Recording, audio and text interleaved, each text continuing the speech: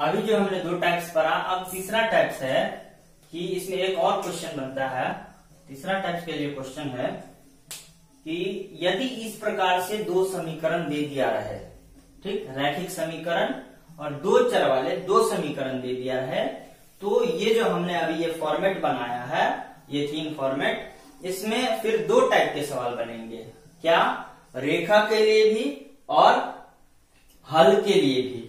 तो इसके लिए इस टाइप का जो अगर दो क्वेश्चन दे दिया रहेगा, यहाँ एक्स वाई और ए बी सी और डी ई एफ के जगह अगर कोई गुणांक दे दिया रहेगा, यानी सी और एफ के जगह वो क्या है, कोई अगर अचर मान दे दिया रहेगा, तो हम क्या करेंगे, इस सवाल को जब आएंगे वो देखिए।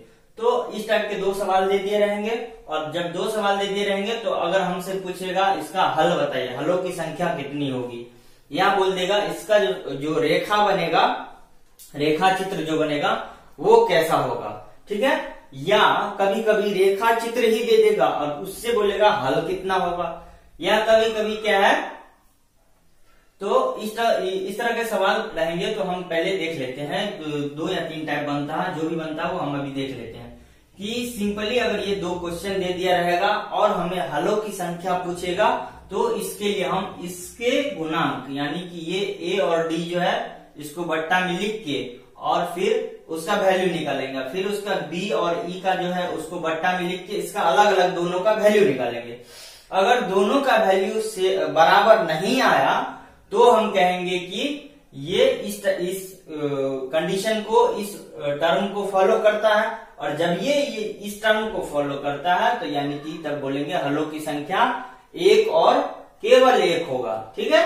और उस स्थिति में उसका जो है इसका जो संख्या रेखा बनेगा वो इस तरह से प्रतिच्छेदी रेखा बनेगा, यानी कि इस तरह से, यानी कि इस रेखा को और इस रेखा को एक दूसरे को ये यहाँ पे काट रहा है, तो ठीक है, प्रतिच्छेदी रेखा बनेगा।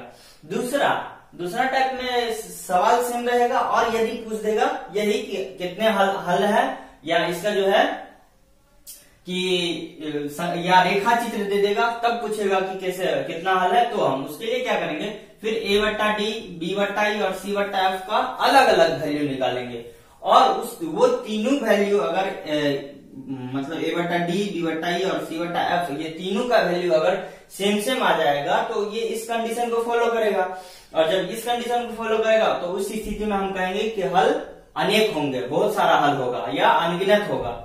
और उस स्थिति में उसका जो रेखा चित्र बनेगा उस समीकरण का, वो क्या होगा, आश्रित होगा। आश्रित यानी कि समपाती। तो वो आश्रित कैसा होगा, ये आप लोग देखिए यहाँ कि जैसे कि बॉक्स बनाने से हमने अभी इससे पहले जो है वो बता दिया है, बॉक्स बनाना, बॉक्स बनाकर फिर संख्या रेखा को दिखाना, संख्या रेखा पर उस लाइन को दिखाना, समीकरण को दिखाना। तो वो अगर हम बॉक्स से बनाते हैं, तो अगर दो बॉक्स के लिए मान लीजिए कि एक पॉइंट यहाँ है, ठीक, और एक पॉइंट यहाँ है, ये दो पॉइंट है, और दूसरे बॉक्स के लिए भी यही पॉइंट इसके सेम सामने में यहाँ पे अगर लग जाए, और फिर उसका अगला जो पॉइंट है वो यहाँ लग जाए, तो ये दोनों तो पहले बॉक्स के लिए था, और फिर यही ये इसी बॉक्स के लिए है। तो हम जैसा कि देख रहे हैं ओवरलैप कर रहा है।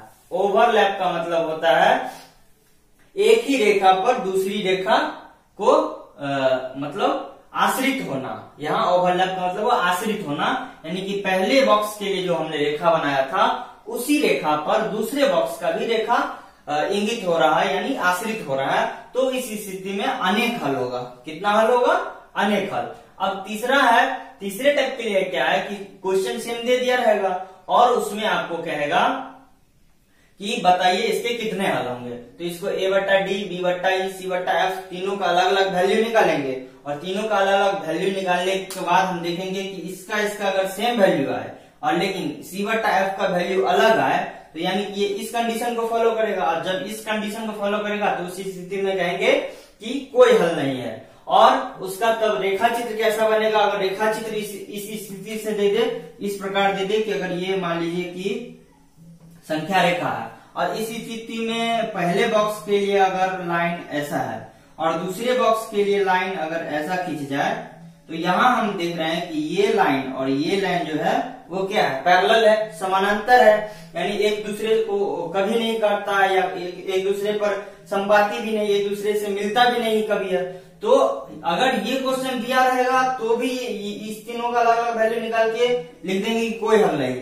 और जब दूसरा टाइप है कि जब ये नहीं देकर अगर इस टाइप का हमें संपाती समानांतर रेखा वाला अगर संख्या रेखा दे दिया रहेगा और तब हमें पूछेगा कि इसका कितना हल है, तो जब भी हम देखेंगे यहाँ पे ये दो रेखा है समानांतर है, तो जैसे कि हम यहाँ देख रहे हैं कि जब समानांतर होता है तो उसका हल कितना है, उसके कोई हल नहीं होंगे।